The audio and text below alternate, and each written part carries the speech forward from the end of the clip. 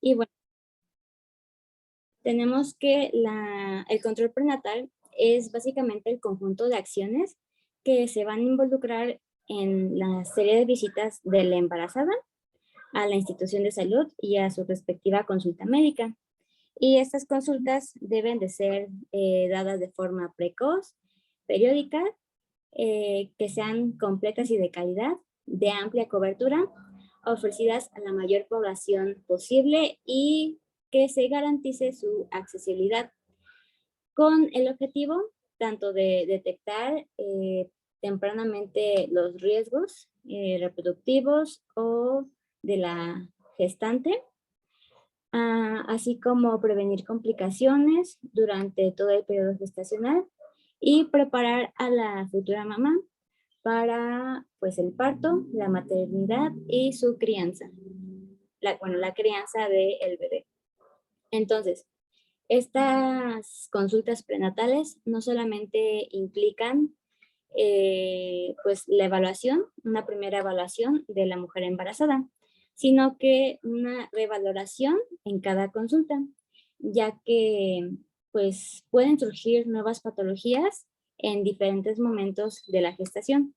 Entonces, por eso es importante que lo que se evalúe en una primera consulta no se olvide para las próximas, ya que pues eso va a influenciar demasiado en la salud tanto de la madre como del feto.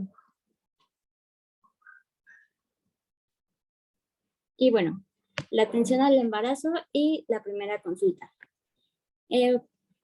Tenemos de primera que la OMS la considera como una estrategia para optimizar los resultados del embarazo y prevenir la mortalidad materno-infantil.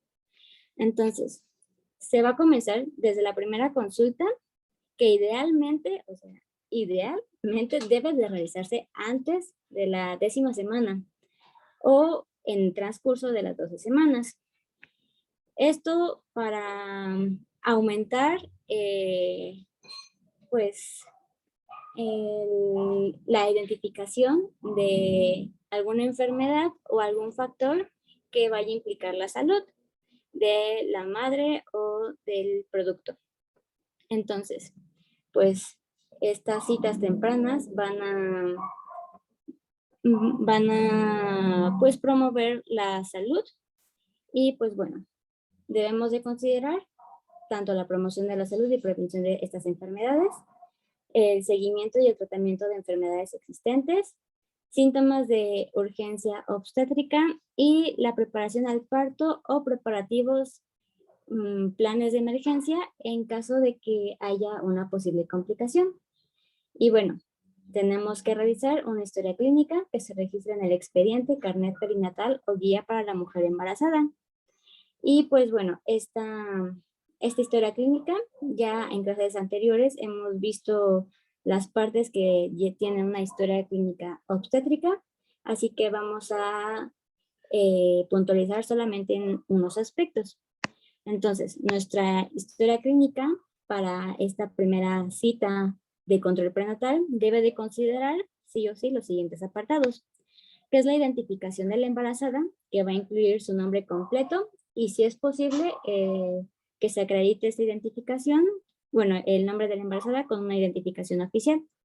También preguntar sobre la edad, la escolaridad, el estado civil, el empleo, el lugar donde reside actualmente, teléfono y datos de algún familiar o alguna amistad para poder establecer un contacto en el dado caso de que sea necesario.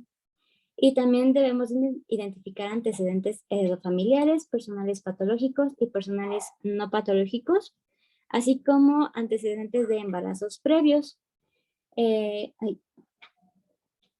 Identificar embarazos previos, cómo fue la resolución de estos mismos, mediante un interrogatorio directo para pues investigar si hubo alguna cesárea, si ya ha habido preeclampsia previa, alguna hemorragia obstétrica, si hubo problemas respecto al crecimiento intrauterino, si ha habido un óbito o alguna pérdida repetida ya de la gestación, si hubo diabetes gestacional antes o si hubo alguna malformación fetal. Y bueno, también para la primera consulta prenatal tenemos que ver el diagnóstico del embarazo, que este se puede realizar por diferentes métodos. Tenemos el clínico, que está dado por los signos y síntomas y son más que nada de presunción o probabilidad del embarazo. Solamente vamos a señalarlos, pero igual recordemos que estos síntomas igual los vimos en la clase anterior. Entonces, como síntomas de presunción, tenemos ya sea ausencia de la menstruación, náuseas o vómito, astenia, adinamia. Puede también haber aumento de peso, síntomas urinarios, cambios mamarios, aumento de la temperatura basal, que bueno, en mujeres gestantes la temperatura basal ya puede aumentar tanto de 37 a 37,5 grados. La mujer también puede notar un crecimiento abdominal o notar manifestaciones dérmicas, que pues son cambios en la pigmentación tal vez de los pezones o de la línea alba. Y bueno, como un método clínico tenemos también los signos de presunción y probabilidad de embarazo, que son los que ven en pantalla. Y bueno, podemos encontrar otros hallazgos, como es la palpación del latido de las arterias uterinas, el aumento del tamaño uterino, secreción cervical o auscultación de los focos cardíacos fetales, que estos pues ya son más que nada signos como de certeza de que sí o sí tenemos un embarazo. Entonces ya para ilustrar más o menos cuáles son estos signos, tenemos el signo de Hegar, que es reblandecimiento del istmo uterino, signo de Godel, que es... Un segundito, perdóname. Oh, sí, doctor. Hasta aquí lo que estamos viendo no son signos de certeza. Eso de sí o sí está embarazada, no. Todavía no. Eso lo vamos a ver en estas dos últimas gráficas de abajo. ¿Sí? Seguimos en el signo de probabilidad. Okay. ¿Sí? Por favor, seguimos. Ok, entonces como signos de probabilidad o presunción, tenemos pues ya ilustradamente cada signo. El signo de Godel, que es un reblandecimiento de la parte inferior del cuello del útero. Tenemos signo de Chadwick, que es por vasocongestión. Se va a tornar de un color más violáceo. El cervix o la vagina, y tenemos pues signos de McDonald, que es el aumento de la flexión del cuello sobre el cuerpo uterino, signo de Pischka-Check, que pues es el crecimiento, se nota un cuerno uterino más grande que el otro y es igual por pues posicionamiento del feto dentro del útero. Palpación de las arterias uterinas o pues ya escuchar los latidos fetales, ya sea por estetoscopio de Pinar o por Doppler fetal. Y pues más métodos para diagnosticar el embarazo es por métodos de laboratorio. Y ayer vimos pues el prueba de laboratorio para identificar la hormona gonadotropa coriónica, ya sea por suero, y el ultrasonido, que pues nos va a dar una imagen a partir de la semana quinta de gestación. Y bueno, también vamos a calcular la edad gestacional, que esta la vamos a definir como una manera, pues, un poco imprecisa, pero para conocer aproximadamente cuál es el número de semanas que lleva la mujer de embarazo y se va a calcular a partir de la fecha de última menstruación normal de la madre y pues que se va a extender en un periodo de 280 días o 40 semanas, que es hasta el día en que finaliza ya la gestación y ocurre el parto. Y bueno, a este periodo lo dividimos en trimestres y pues tenemos que el primer trimestre se extiende hasta completar las 14 semanas, el segundo se extiende hasta las 28 semanas y el tercero se incluyen ya las semanas 29 a 42. Y bueno, también tenemos que obtener tenemos que saber cómo sacar estas semanas de gestación y tenemos pues por regla de Nagel o por altura del fondo uterino, que lo veremos un poco más adelante. Y bueno, también calcular la fecha probable de parto mediante algunos de los siguientes métodos, uno que ven en pantalla, pero tenemos que considerar que solamente del 4 al 5% de los embarazos van a coincidir con su fecha probable de parto. Entonces, en dado caso de que no podamos sacar esta fecha, ya sea porque no conozcamos la fecha de última menstruación, pues podemos apoyarnos mediante ultrasonido. Y también tenemos que hacer una búsqueda e identificación de factores de riesgo, comenzando pues por una historia obstétrica previa, identificando factores maternos como trastornos hipertensivos del embarazo, desprendimiento prematuro de placenta normoinserta o factores fetales como una restricción del crecimiento intrauterino, muerte fetal o ya un antecedente de parto pretérmino.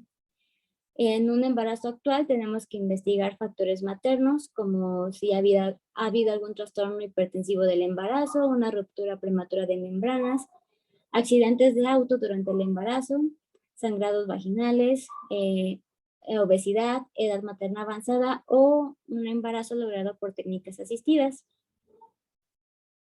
También tenemos que investigar factores de diabetes gestacional, por ejemplo, si hay antecedentes familiares o antecedentes de la madre de diabetes ya detectada, si ya ha habido algún antecedente de diabetes gestacional, si nuestra paciente tiene obesidad igual o mayor a 90 kilos o si su IMC es mayor o igual a 30. Igualmente identificar si la madre está consumiendo alguna sustancia, si está consumiendo algún medicamento, si está expuesta a fármacos o a sustancias como tabaco, marihuana, alcohol o sustancias psicoactivas o psicotrópicas, ya que pues también su consumo durante el embarazo puede llegar a dañar tanto el desarrollo del feto como la salud de la madre. Identificar también datos de depresión o cualquier otro trastorno en relación a la salud mental. Y en el caso de que atendamos a un embarazo adolescente, es decir, menor a los 15 años, debemos de realizar una búsqueda intencionada de algún ejercicio, ya sea de violencia sexual, familiar o de género. Y si hallamos alguno, pues ya referirlo a las autoridades pertinentes. Y bueno, nada más para puntualizar sobre el daño que pueden realizar ciertas sustancias, ya sean medicamentos u otras en el embarazo. Tenemos, por ejemplo, señalados con la letra D y X las sustancias que ya se ha comprobado que le realizan un daño, ya sea a la gestante o al producto. Entonces, por ejemplo, aquí tenemos en antibióticos, por ejemplo, tetraciclinas que tenga la letra D. Esta provoca un daño sobre el desarrollo de los dientes o huesos del feto. También sobre los antiparasitarios, por ejemplo, la quinina, puede provocar malformación congénita o muerte fetal intrauterina, o anticonvulsionantes como el ácido valproico puede provocar defectos del tubo neural, así como sustancias como el tabaco, alcohol, cocaína, warfarina, yodo radioactivo, talidomida o retinoides, igual pueden provocar efectos muy directos sobre el desarrollo del feto que, pues, si se detectan oportunamente y se les da el control debido, pues, se pueden evitar muchas complicaciones en el embarazo.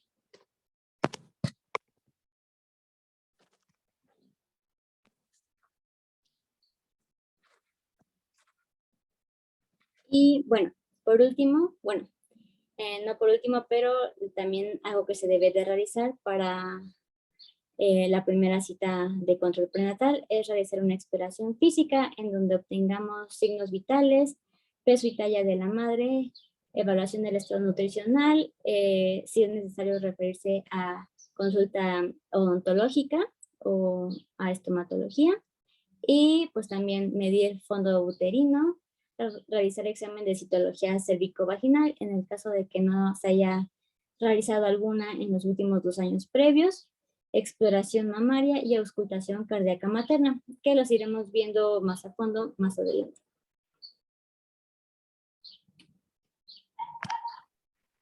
Ok, bueno, yo les voy a hablar acerca de las actividades durante el control prenatal. Voy a repetir un poquito de lo que ya se ha dicho, pero voy a intentar puntualizar. Como hemos visto, el control prenatal debe ser precoz, periódico, completo y de calidad y de amplia cobertura, y se debe intentar ofrecer a la mayor población posible y se debe garantizar su fácil accesibilidad. Como ya había mencionado mi compañera anteriormente, la asistencia al embarazo comienza en la primera visita y esta debe realizarse en el curso de las primeras 12 semanas, aunque lo ideal es antes de la 10ª semana. Durante el embarazo es aconsejable que se cumpla con las siguientes recomendaciones. Cuidar la higiene personal. Es recomendable la ducha diaria, ya que durante la gestación se aumenta la sudoración y el flujo vaginal. En segundo lugar, la limpieza oral. Es aconsejable que se limpien los dientes después de cada comida y se le recomienda a la mujer embarazada visitar a su odontólogo para realizar una revisión y limpieza bucal. En tercer lugar, el uso de ropa cómoda y de calzado confortable. Algunas mujeres solicitan usar faja, lo cual no es recomendable porque puede atrofiar la musculatura abdominal y no es necesario su empleo. En cuanto al calzado, se debe evitar tanto los zapatos con tacón alto como los excesivamente planos. En cuarto lugar, se debe evitar el uso de calcetines o medias ajustadas porque pueden causar compresión local de la pierna, favoreciendo el desarrollo de varices, y tampoco son recomendadas. En cuanto a la alimentación, la dieta de la mujer embarazada debe contener un aporte energético adecuado para asegurar su propia salud y la de su bebé. Las mujeres con buena alimentación antes de que se embaracen suelen llevar la gestación con reservas energéticas suficientes para lograr un crecimiento y desarrollo fetal normal. Para una mujer bien nutrida, el aumento del peso normal al final del embarazo oscila entre los 11 y los 16 kilogramos aproximadamente. Es recomendable que alimentos como la carne, el pescado, sean cocinados a la plancha, al horno, hervidos o al vapor. Esto sobre todo si existe un aumento de peso excesivo en la mujer. En segundo, el aumento en forma moderada del consumo de frutas, verduras, pan, de preferencia integral, arroz, pastas y legumbres. Que se reduzca el consumo de alimentos con excesiva cantidad de grasa de origen animal, como el tocino, la mantequilla y los embutidos. Ay, me salté uno. El consumo de sal yodada para la salazón de los alimentos. Y también reducir el consumo de azúcar, como serían los pasteles, los dulces y especialmente aquellos prefabricados, como los caramelos y el chocolate. Siguiente, por favor. En cuanto al trabajo, durante el embarazo se puede llevar una actividad laboral moderada y adecuada, pero debe ser individualizando cada caso en función de las circunstancias de la mujer. Debe ser un trabajo que no cause fatiga física o psíquica excesiva. Algunas condiciones de trabajo, como el trabajar más de 36 horas por semana o 10 horas al día, se ha asociado a malos resultados obstétricos, como en bebés nacidos pretérmino o de bajo peso. Igual de otra manera, la bipedestación prolongada, el ruido excesivo, la carga de peso excesivo y la exposición ocupacional a agentes tóxicos puede incrementar el riesgo de abortos, malformaciones y otros efectos adversos, por lo que tampoco son recomendables. En cuanto al deporte, durante el embarazo, la mujer sana tiene una tolerancia menor al esfuerzo y se recomienda una actividad física de tipo aeróbica con frecuencia de 3 a 5 veces por semana de intensidad moderada. No se debe hacer ejercicio excesivo porque pues la mujer está pues predispuesta a sufrir algún accidente, como caerse o algo así. Se recomienda caminar o unirse a programas de gimnasia para embarazadas o programas acuáticos específicos, porque ponen en práctica otros tipos de ejercicio, como son el equilibrio y la relajación. Siguiente, por favor. Ok. Como ya sabemos, durante el embarazo ocurren muchos cambios, Algunos son normales y ayudan a que el cuerpo se prepare para el momento en el que el bebé nazca, pero existen otros cambios que pueden ser señales de que algo no está bien y es necesario recibir atención médica inmediata. Entre ellas se encuentra el dolor de cabeza constante. El dolor intenso de cabeza en la mujer refiere por lo general que existe un incremento de la presión arterial. La hinchazón de manos, cara, piernas y pies. La hinchazón en estas zonas puede ser consecuencias de una desnutrición o presencia de hipertensión. En cuanto a la mujer embarazada, nos comenta que si llega a ver lucecitas o escuchar zumbidos, estos también pueden ser síntomas de que sube la presión. Y en especial esto debe ser atendido rápidamente, ya que la mujer embarazada puede sufrir una convulsión. En cuanto a la presencia del sangrado vaginal, desde ningún punto de vista es normal durante el embarazo, y esto puede estar indicado a un desprendimiento de placenta o aborto. Si el bebé no se mueve. Esto abarca a partir de las 20 semanas principalmente, aunque sabemos que puede haber movimientos del bebé antes de esta semana, es más importante aquí porque se registran más notoriamente, por lo que no deben disminuirse ni cesarse. Si este fuera el caso, se recomienda acudir de urgencia al hospital para verificar los latidos del corazón del neonato. Y en este contexto, bueno, como dato adicional, se señala que el bebé debe moverse mínimamente unas 10 veces al día. En cuanto a pérdida de líquido vaginal, si esto se visualiza antes de las 40 semanas del embarazo, se conoce como rotura prematura de la membrana y puede generar complicaciones al feto, como sufrimiento fetal. Siguiente, por favor. Ok, en la cuestión de las vacunas, aquí en esta diapositiva podemos ver 3 principalmente. Estas son recomendadas antes de que la mujer se embarace, son preventivas, no se recomiendan durante el embarazo. En primer lugar tenemos la del virus del papiloma humano, la cual es importante porque puede presentarse papilomatosis laringea en el recién nacido por contaminación. Y existe evidencia de que la inmunización previa protege contra la adquisición de esta por el pasaje transplacentario de anticuerpos. Entonces, se debe realizar una evaluación cervical para detectar lesiones asociadas a la presencia del virus en mujeres de edad fértil y administrar la vacuna. En cuanto a la triple vírica, abarcamos 3, que son rubiola, sarampión y parotiditis. En cuanto a la rubiola, se considera la infección viral con mayor teratogenicidad. Ay, permítanme tanto. Ya, perdón. Sí, la rubiola es la infección viral con mayor teratogenicidad debido a que en el primer trimestre de gestación se asocia con una alta probabilidad de aparición de defectos congénitos. Se debe realizar un tamizaje para confirmar la inmunidad a la rubiola en las mujeres que están en edad reproductiva. En cuanto al sarampión, durante el embarazo se ha asociado con abortos espontáneos, bajo peso al nacer y causa de defectos congénitos, y se debe ofrecer la vacunación a aquellas mujeres que no la hayan recibido. Con la parotiditis, en el caso de esta también se han descrito asociación con abortos espontáneos y muerte fetal, pero no con defectos congénitos. En la varicela, la primoinfección durante el embarazo acarrea potenciales complicaciones para la madre y el feto, en los que se incluyen neumonía, abortos, muerte fetal, síndrome de varicela congénita, varicela neonatal y herpes zóster durante los primeros años de vida. Se debe vacunar si no hay evidencia de inmunidad para la varicela y estimular la aplicación de la vacuna cuando dicha inmunidad no existe. Siguiente, por favor.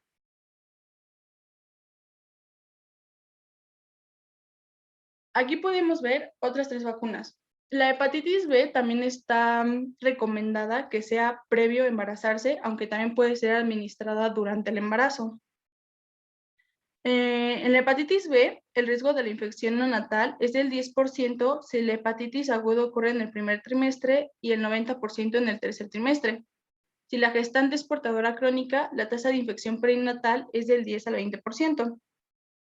Se debe evaluar la presencia del antígeno de superficie para hepatitis B en toda mujer y pareja en edad fértil.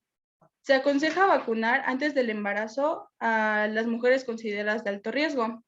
¿Cuáles son las mujeres consideradas de alto riesgo? Aquellas con pareja con hepatitis B, en las que consumen drogas inyectables o trabajadoras de la salud que no hayan sido vacunadas. Influenza. La vacuna contra la influenza está recomendada anualmente a todas las personas mayores de 6 meses en adelante y en todos los grupos de riesgo, en donde obviamente las mujeres embarazadas están incluidas.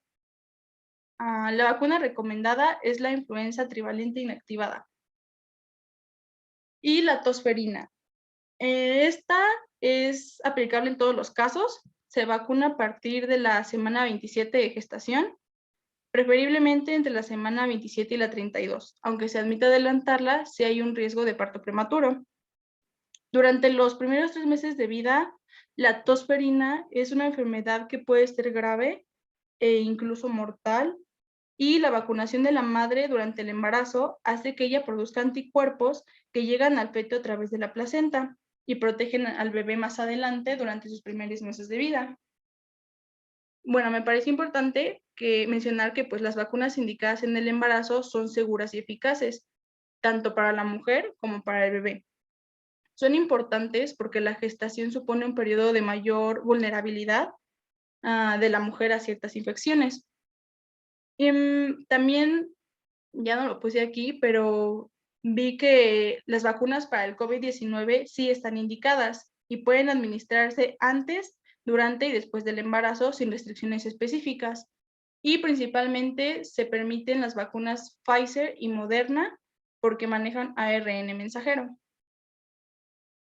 Siguiente, por favor.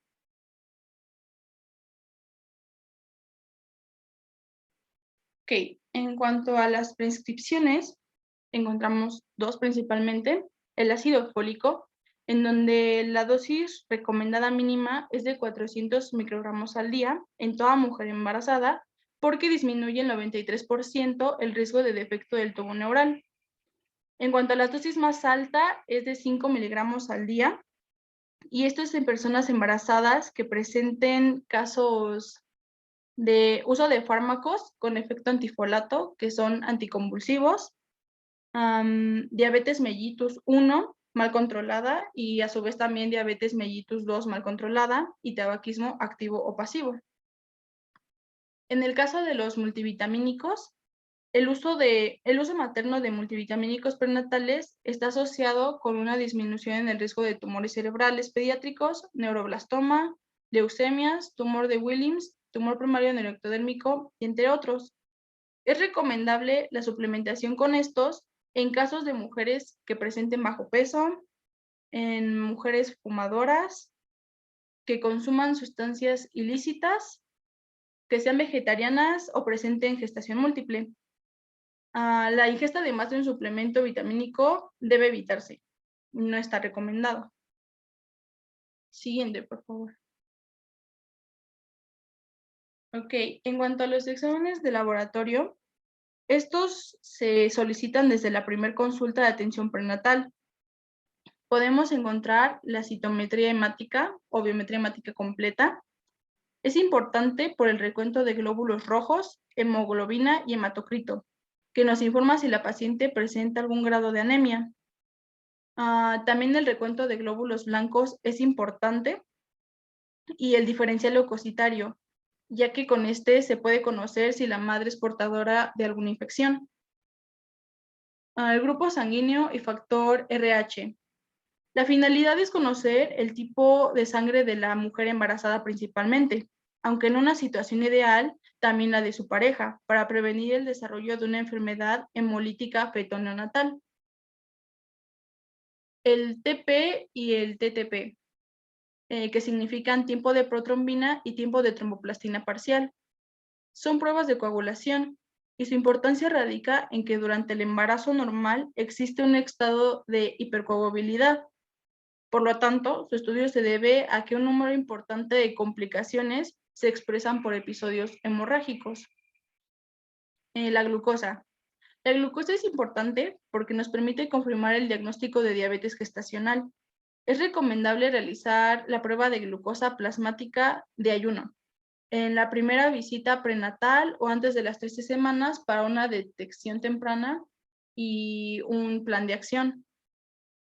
El BDRL, este es un examen y mide los anticuerpos en respuesta al Treponema pallidum, la bacteria que causa la sífilis, lo cual es de rutina en el control prenatal. Sin embargo, también se debe hacer otros exámenes para confirmar el resultado positivo. En cuanto al ego y el urocultivo, el objetivo del ego es la detección de infecciones urinarias, lo que es una patología bastante común en el embarazo. Y el urocultivo tipifica el germen y el antibiograma para el tratamiento antibiótico adecuado. Por último, la prueba de VIH. Esta es importante porque es un virus que debilita la respuesta inmune y debe hacerse la prueba de antes de que nazca el bebé.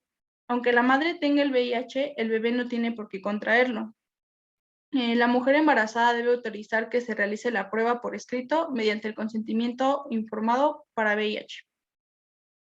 Siguiente, por favor.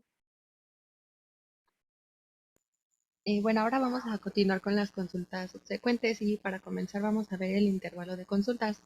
El intervalo entre cada consulta o la frecuencia de las consultas prenatales que debe tener una mujer embarazada depende en gran parte de sus necesidades individuales, por lo que para cada paciente pues esto va a ser diferente. Sin embargo, existen algunas recomendaciones. Dentro de estas se recomienda que en un embarazo de bajo riesgo los controles sean mensuales hasta las 28 semanas de gestación, quincenales de las 28 semanas hasta las 36 semanas de gestación y semanales a partir de las 36 semanas de gestación hasta el parto. La OMS recomienda que las mujeres tengan al menos 8 controles prenatales, teniendo el primer contacto a las 12 semanas de gestación y los siguientes a las 20, 26, 30, 34, 36, 38 y 40 semanas de gestación. Anteriormente la OMS recomendaba menos, pero se cambió a 8 debido a que una mayor frecuencia de consultas se ha asociado a una disminución de la probabilidad de muertes prenatales y complicaciones, además de que también mejora la comunicación entre los profesionales de la salud y las pacientes y aumenta la probabilidad de que el embarazo tenga un desenlace positivo. La siguiente, por favor. Bueno, por otro lado, en el caso de México, la NOM 007 menciona que la embarazada de bajo riesgo debe recibir como mínimo un total de 5 consultas prenatales, iniciando preferentemente en las primeras 8 semanas de gestación o bien cuando se tenga una prueba de embarazo positiva. Al igual que la OMS, la NOM recomienda una pequeña calendarización de 8 consultas, en donde la primera consulta, como les mencionaba, de preferencia debe ser antes de las 8 semanas, la segunda consulta entre las semanas 10 a 14, la tercera entre las semanas 16 a 18, la cuarta consulta a las 22 semanas, la quinta a las 28 semanas, la sexta a las 32 semanas, la séptima a las 36 semanas y la octava consulta entre las 38 a 41 semanas. La siguiente, por favor. Bueno, en cada consulta subsecuente hay ciertas actividades que el personal de salud debe realizar para evaluar el bienestar fetal y materno. Dentro de estas actividades está el permitir a la embarazada exponer sus síntomas y dudas, las cuales deben ser aclaradas con un lenguaje comprensible para ella y tomando en cuenta todo lo que la paciente comente.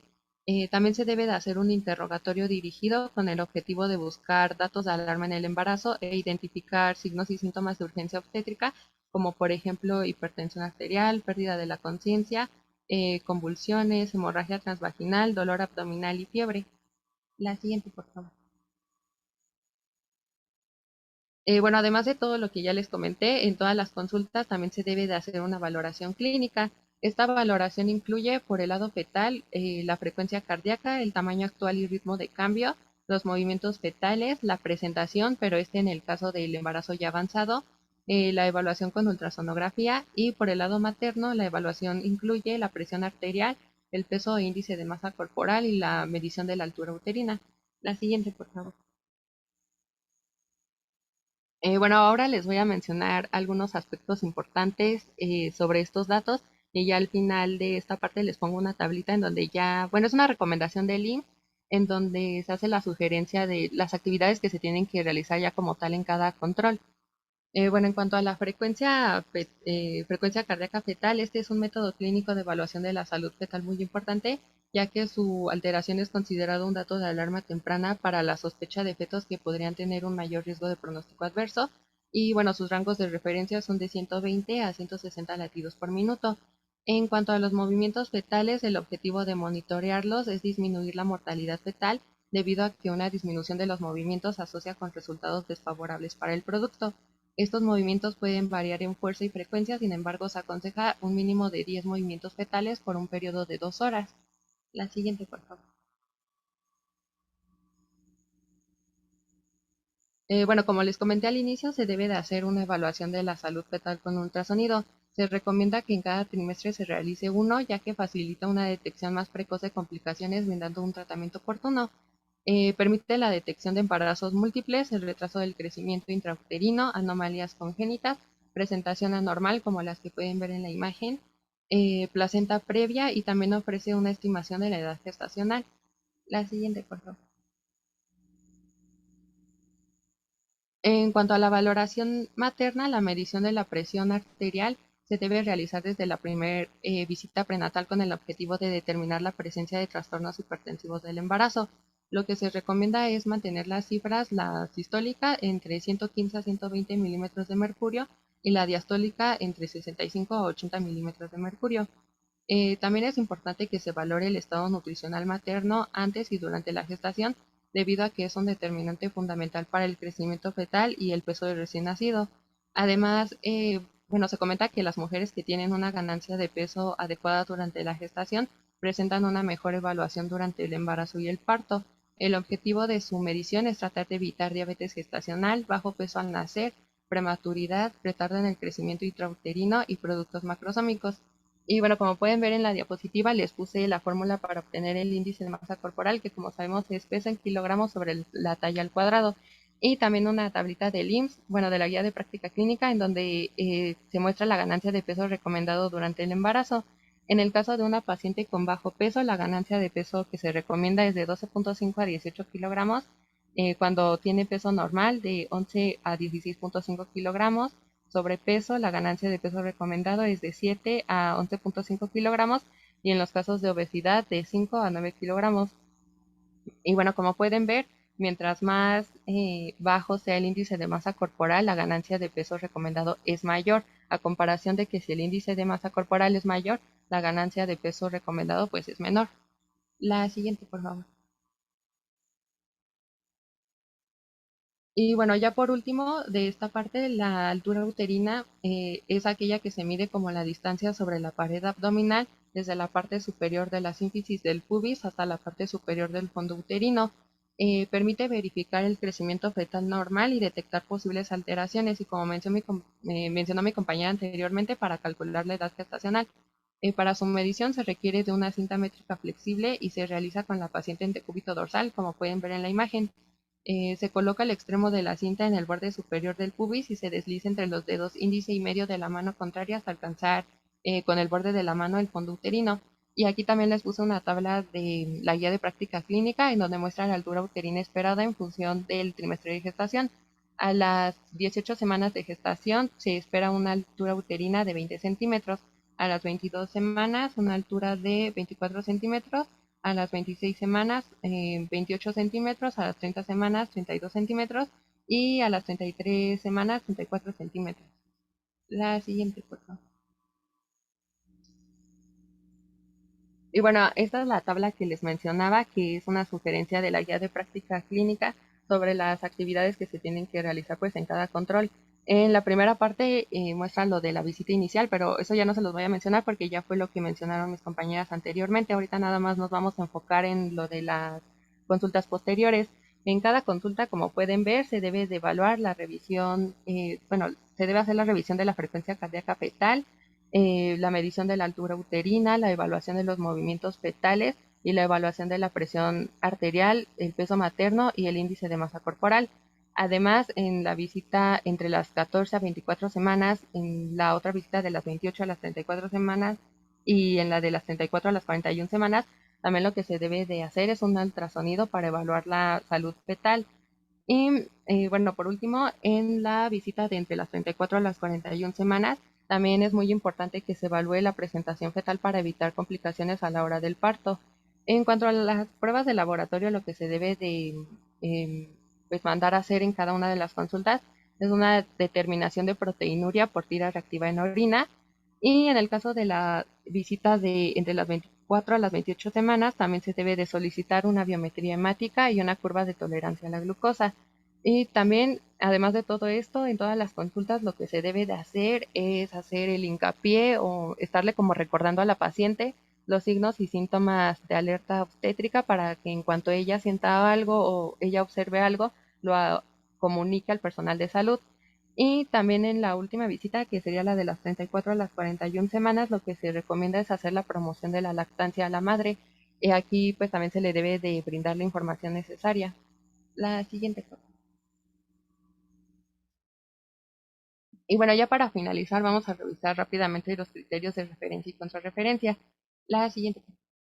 Bueno, la guía de práctica clínica recomienda el envío de primera a segundo nivel de atención durante el primer trimestre cuando existan comorbilidades previas a la gestación, como por ejemplo diabetes mellitus, hipertensión arterial crónica, hipotiroidismo, epilepsia, entre otras. En caso de embarazo gemelar o bien si hay sospecha de embarazo ectópico o molar, en caso de hemorragia del primer trimestre, BDRL positivo en 2 tomas o VIH reactivo en una prueba rápida, si la paciente tiene antecedentes de pérdida repetida de gestaciones previas, COMS indirecto positivo, y toda aquella paciente embarazada que presenta al inicio de la gestación factores de riesgo para cromosopatía o malformaciones, como los antecedentes familiares o personales de malformaciones congénitas, antecedentes de exposición a teratógenos y edad materna avanzada. La siguiente, por favor. En el segundo semestre se recomienda el envío a segundo nivel de atención en caso de hemorragia del segundo trimestre, amenaza de parto pretérmino, alteración en uno o más de los siguientes estudios, que son glucosa en ayuno, curva de tolerancia a la glucosa oral y hemoglobina glucosilada.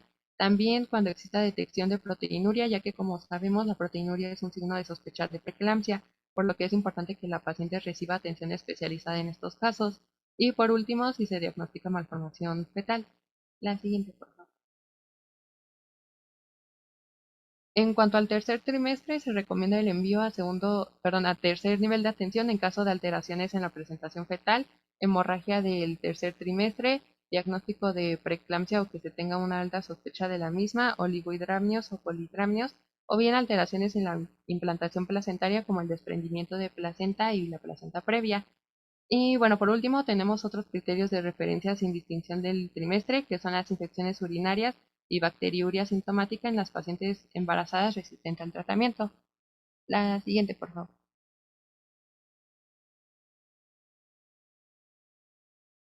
Y bueno, eso ya sería todo por parte del equipo.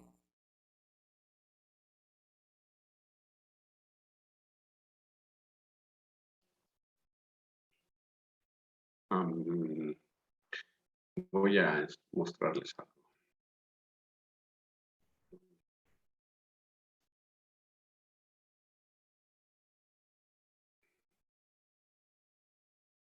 ¿Pueden ver mi pantalla? Sí, doctor. Excelente. Ya habíamos comentado la génesis del embrión, que van a partir de 2 celulitas, que se van a dividir, etcétera, etcétera. Eso ya lo saben. Muy bien. Eso es lo que tenemos en tiempo, ¿no? En 3 días, en 5 días y en 7 días ya está haciendo una cavidad. Y está el disco trilaminar. Ok. Y vamos a tener eso de este lado. Muy bien. El diagnóstico.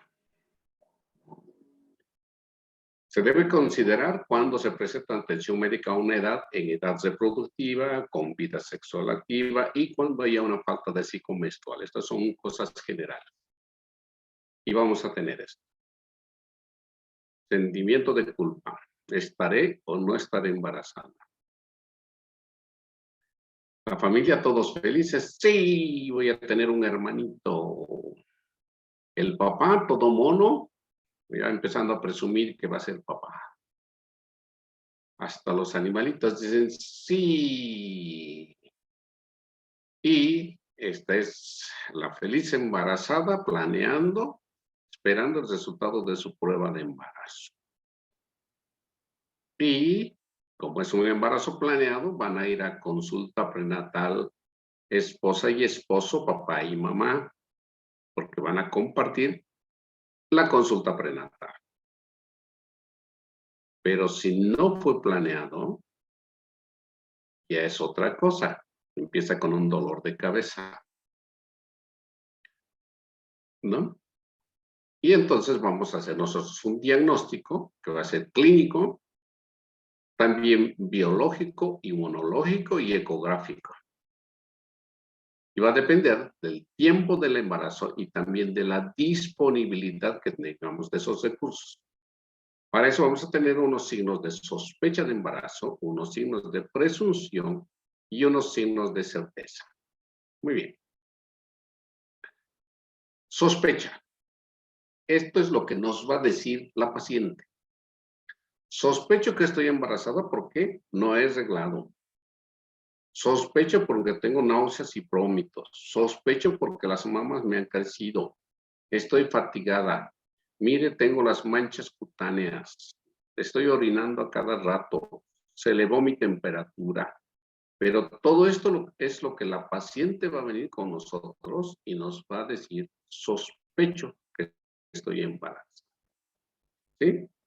Ahora, los signos de presunción es cuando tenemos una paciente con un retraso de 10 días, pero esta paciente tiene que tener ciclos regulares, debe ser un relojito. No es normal que se atrase.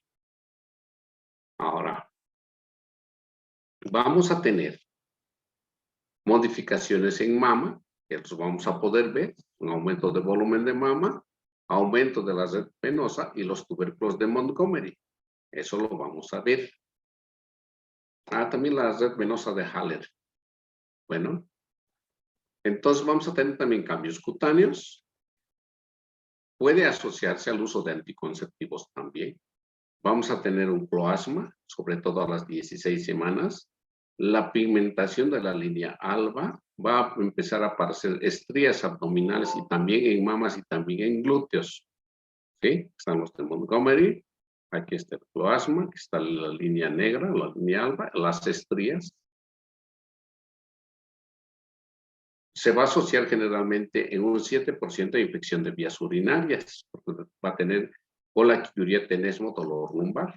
Y vamos a ver el signo de Chadwick, ¿no? Se pone violáceo el cuellito. Va a tener fatiga, astenia, somnolencia, va a tener náuseas o vómitos, cialosea, estreñimientos, antojos, se asocia a un aumento de gonadotropina coriónica más de 100,000. Cefalea, mareos, alteraciones del olfato y nosotros vamos a hacer un diagnóstico con base. Nosotros analizamos la información, la procesamos y tratamos de dar una sospecha, una presunción diagnóstico o un diagnóstico de certeza, ¿no? Tal como aquí lo está haciendo. Hace una semana no como, no duermo, no tomo agua. ¿Qué cree que tengo? Pues va a tener hambre, sed y sueño. Eso es lógico, ¿no? Nosotros no adivinamos. Probabilidad. Esto es lo que nosotros hacemos haciendo un examen físico. Vamos a revisar a la paciente. Vamos a tener el aumento del tamaño del cuerpo del útero, que es el signo de Dixon, ¿no?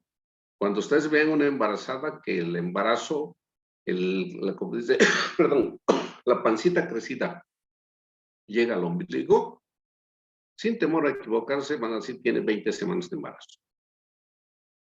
¿Sí?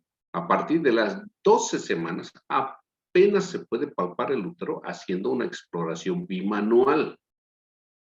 Va a llegar con ustedes una paciente de 7 semanas y va a decir, mire, ya me creció la panza. Pues no, el útero ni siquiera ha salido de entre los huesos. Bueno, tenemos los otros signos. Vamos a empezar aquí, ¿no? El signo de McDonald, ¿no? Hay una flexión fácil del cuerpo del útero sobre el cuello, se dobla. Aquí. Ese es el signo de McDonald, porque el útero con el embarazo se reblandece. El Osiander, vamos a tocar la arteria uterina en los fondos de saco laterales, porque la arteria rápidamente aumenta de diámetro y de flujo. Entonces nosotros teniendo mucho cuidado lateralmente vamos a sentir cómo late esa arteria.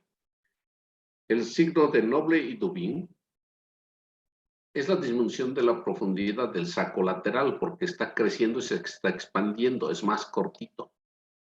El signo de Piscasek es la simetría. Ya no es un ovoide, sino que en el lugar donde está creciendo el útero va a crecer más, es una asimetría, sobre todo a ese nivel. El Hegar 1 es el reblandecimiento del cuerpo, digo, del istmo del útero, que va a permitir alcanzar, tocar paredes anterior o posterior del útero, lo que es sumamente difícil en una paciente que no está embarazada. Y el 2 permite alcanzar el fondo de saco anterior, una maniobra generalmente entre las 6 a 8 semanas. Todas estas, bueno, casi todas, duelen. Se produce dolor en la paciente. Aquí está el Chadwick, aquí está un cuellito normal. ¿Sí? Aquí está el Noble Budín para que ustedes lo vean. ¿No? Miren la diferencia. Es no embarazado y aquí está embarazada. Aquí está el signo de McDonald. Miren. El signo de Osiander, por el crecimiento de la arteria uterina. Aquí está el Hegar. Y aquí está el Hegar 2.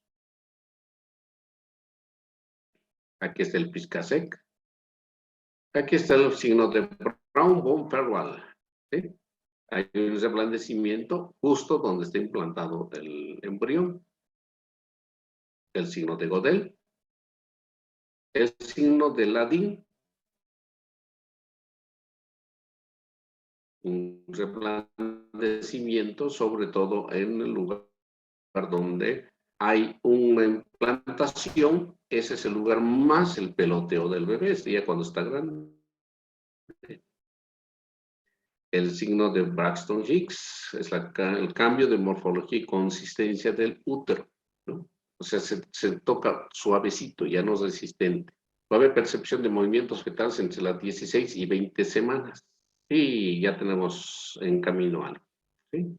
Ok, hasta aquí con esto es un signo de probable. Después de que revisamos nosotros a la paciente, le vamos a decir, señora, yo sospecho que probablemente esté embarazada. Logro tocar el fondo del saco, logro tocar la arteria, está suavecito, toco una bolita aquí arriba también, etcétera. Probablemente, pero no le estoy asegurando que esté embarazada. Es probable que esté embarazada. Porque cuando demos nosotros el diagnóstico, no nos vamos a equivocar. Esto para antecedente, el diagnóstico biológico. Se hacía el método de Friedman cuando se inyectaba orina de una embarazada en ratas o conejos hembras. Y luego se sacrificaba el animalito y se veía si había estimulación del ovario, formación del cuerpo lúteo. Entonces esto era un diagnóstico positivo de embarazo. El signo de Gallini Mainini era inyectar orina de una gestante en un sapo. Si había expulsión de esperma por el sapo, era una prueba positiva. Entonces era un diagnóstico de conejito o un doctor sapo haciendo el diagnóstico. Y también se ha intentado hace mucho tiempo los diagnósticos caseros de todo tipo. Hoy en día, con el avance de la ciencia, tenemos ya las pruebas caseras que nos van a dar un diagnóstico cualitativo. O es positivo o es negativo.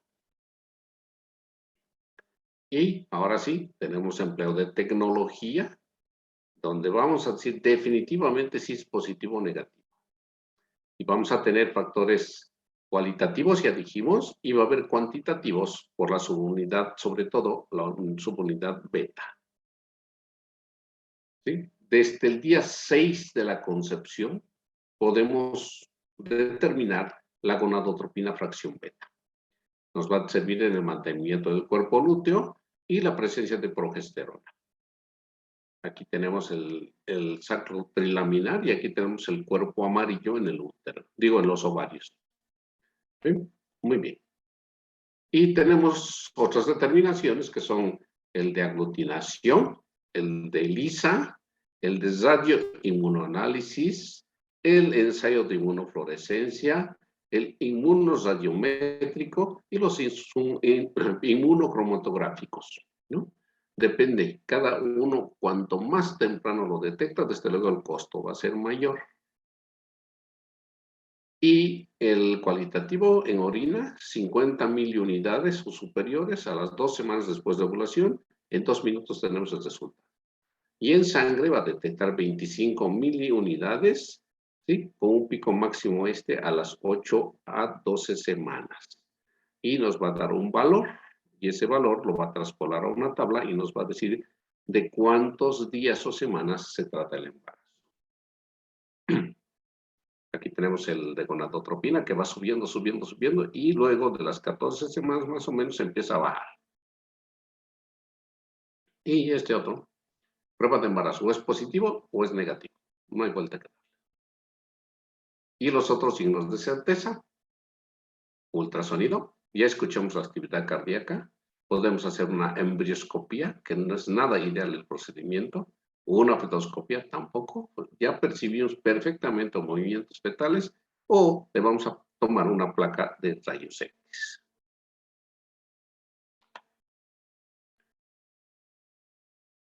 Pregunta.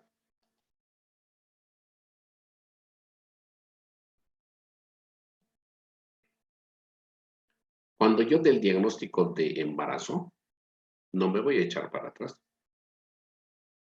Definitivamente está embarazada. Es mi diagnóstico de certeza. ¿Sí? Todo lo de antes de ese diagnóstico de certeza es de presunción, probablemente. Y cuando llega mi paciente y me dice que me ha atrasado ya 2 semanas, es una de sospecha. Sospecho que está embarazada por lo que me dice. Presumo probablemente por lo que estoy revisando. Pero tengo el diagnóstico de certeza cuando ya le hice los estudios. No me voy a echar para atrás. Y lo importante de eso es que cuando yo ya hago el diagnóstico de certeza, voy a tener la edad gestacional de ese embarazo, de ese bebé. ¿Sí? Importante, sí. Ejemplo, porque siempre he dicho el ejemplo es el mejor, el que educa. ¿Qué les parece una paciente con embarazo de término que llega a la labor? La recibe una doctora de las nuestras, la revisa y le dice a su amiguita, a su compañera, le dice, oye, no escucho la frecuencia de este bebé.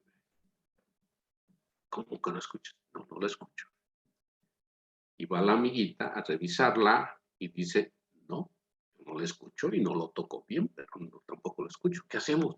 Nos pasa al ultrasonido, vamos a ver qué pasa. La pasan al ultrasonido y le dice, no hay bebé. Y la paciente dice, ¿cómo?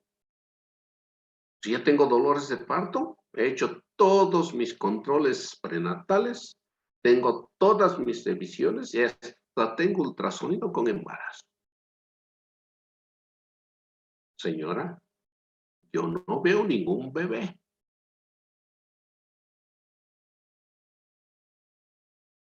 Entonces, como dice, no vamos a estar entre digo yo y dices tú, pienso yo. Dice, ¿saben qué? Pásenla a rayos X que lo tomen una radiografía. Vámonos, vámonos, pacateras. Regresa a la radiografía, pues si no hay ningún bebé, no hay embarazo. ¿Ustedes creen que eso sea posible? A ver, ahora sí quiero escucharlos.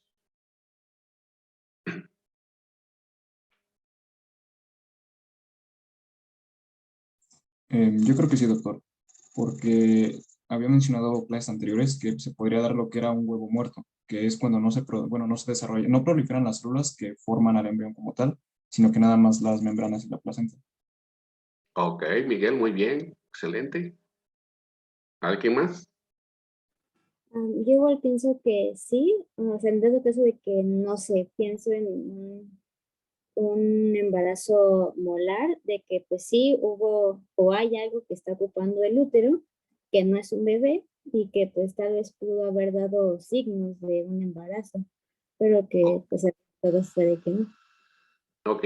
La diferencia es que el molar va a sangrar y va a sangrar bastante. Pero bueno, está bien, es válido. ¿Qué más?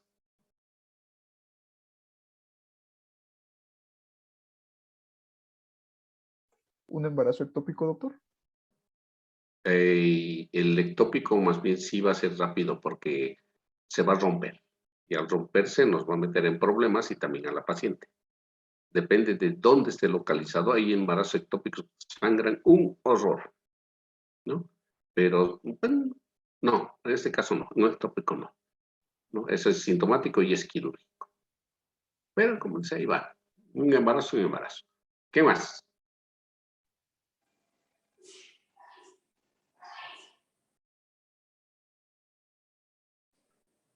Pues no sé si esté bien, pero podría ser un embarazo psicológico o psicomático, que la... En el clavo.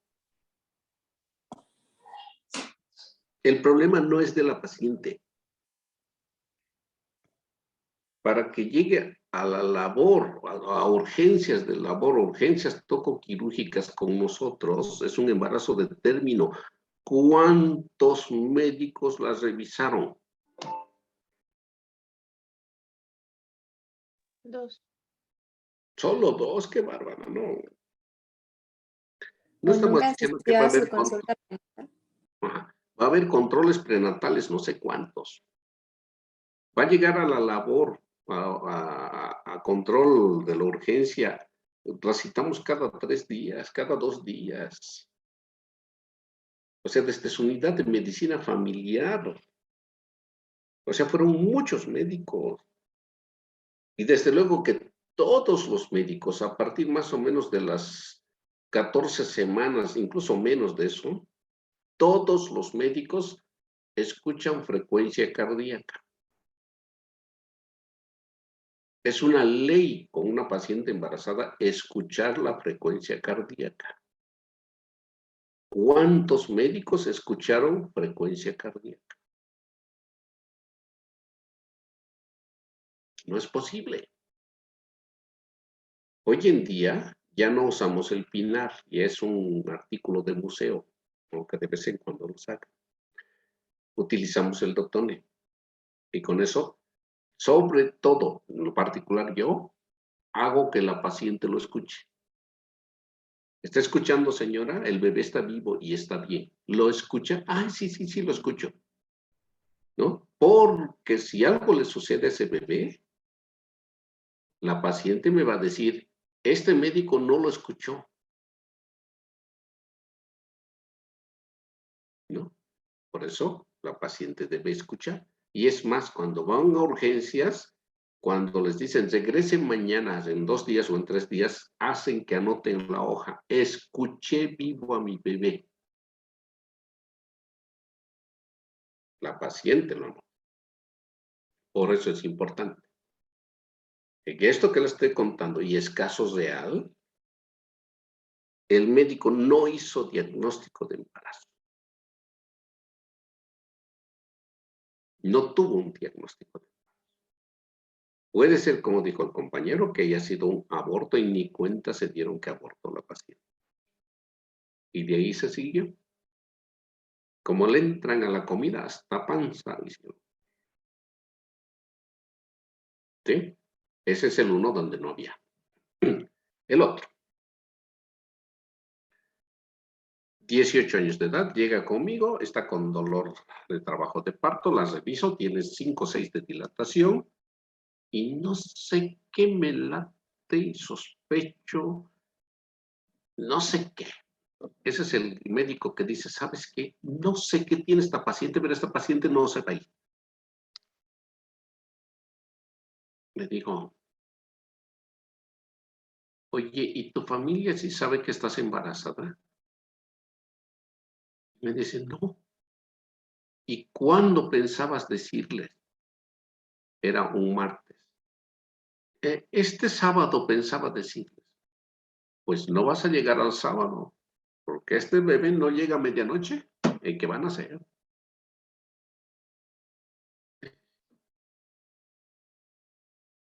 ¿Qué debo hacer yo como médico?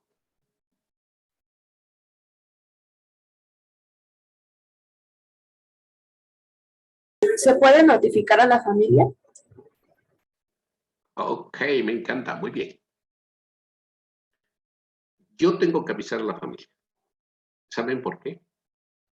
Esa paciente puede decir, no es mi hijo.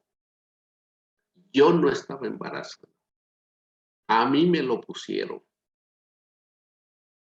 Yo nunca tuve un embarazo. Aquí me están queriendo meter un niño que no es mío. Ya ha ocurrido. Así que ni modo, hay que avisar. Pero no tuve el corazoncito para avisar. Le dije a mi compañero que no tiene ningún problema. Le dije, oye, amiguito, hazme un favor. La mamá, la familia no sabe que está embarazada. No seas malito. Mira, la mamá está allá afuera. Dile que va a ser abuela, por favor. No, sí, pásamela. A ver, pásenla. Luego, sacamos a la paciente al transfer para que vea a la mamá. Ya saben que no puede entrar a la unidad tocoquirúrgica. Y dice, señora, ¿está la mamá? Sí, señora. Mire, destapa a la paciente y dice, mira, su hija está embarazada y en un ratito más va a tener su parto. Va a ser abuela. Felicidades. La mamá hizo, ¡ah! Espera que se entere tu papá. Pues sí, te van a decir que ya es abuelo, ¿no?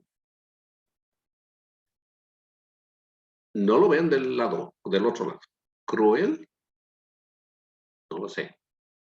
Pero saben que a ustedes los van a meter en problemas. Hay mamás que no reconocen el embarazo. Estoy hablando de la mamá de la paciente. Mi hija no está embarazada. Señora, su hija está embarazada. No, jamás. Mi hija nunca. Señora, mire, señora. A ver, consíganle ropa a esta paciente. Va a entrar a expulsión.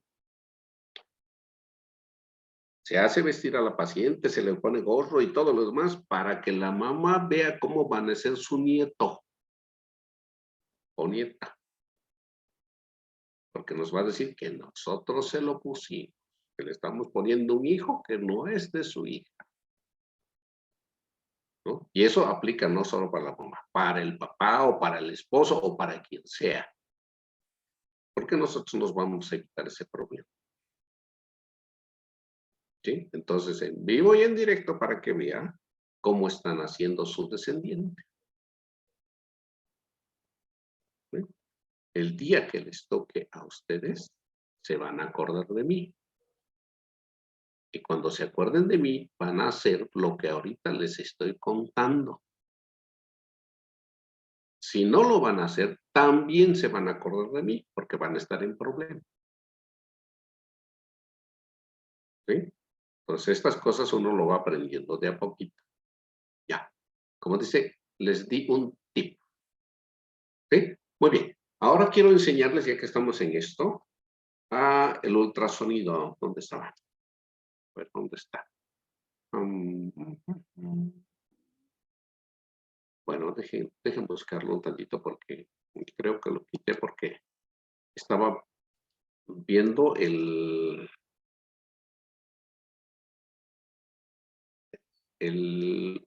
pollito que nació en un vaso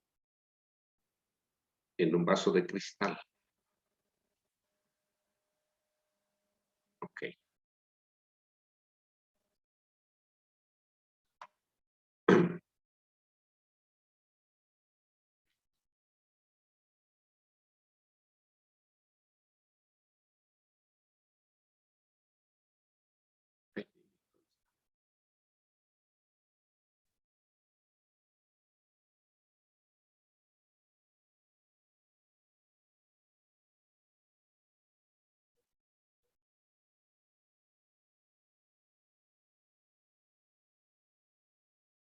¿Logran ver mi pantalla? No, doctor. No, doctor. ¿No? No, no se ve. Ok. Está compartido todavía. Es que me perdí ahorita con el... Ahorita lo encuentro. Déjenme no como lo guardé.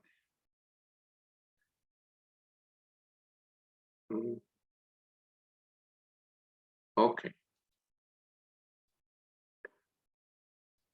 Ahora sí, ¿verdad? Sí, ya, doctor. Ok, vamos a ver un poquito antes porque... Ok.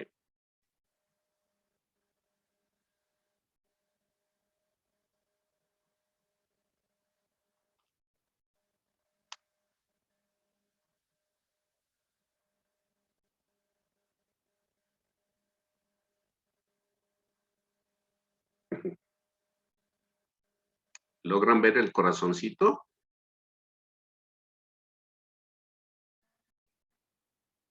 Aquí está.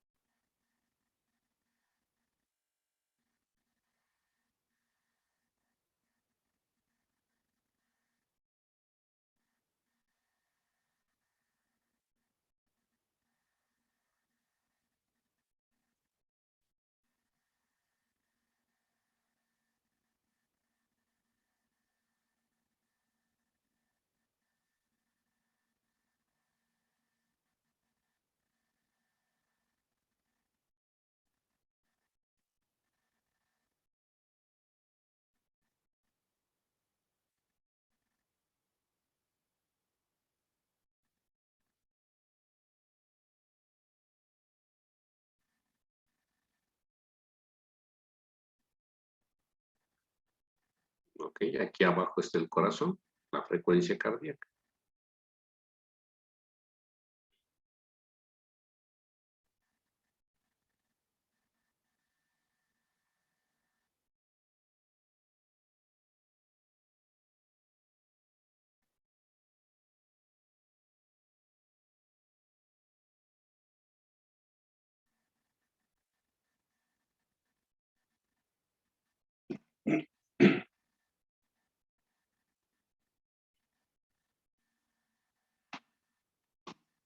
Están midiendo el flujo sanguíneo.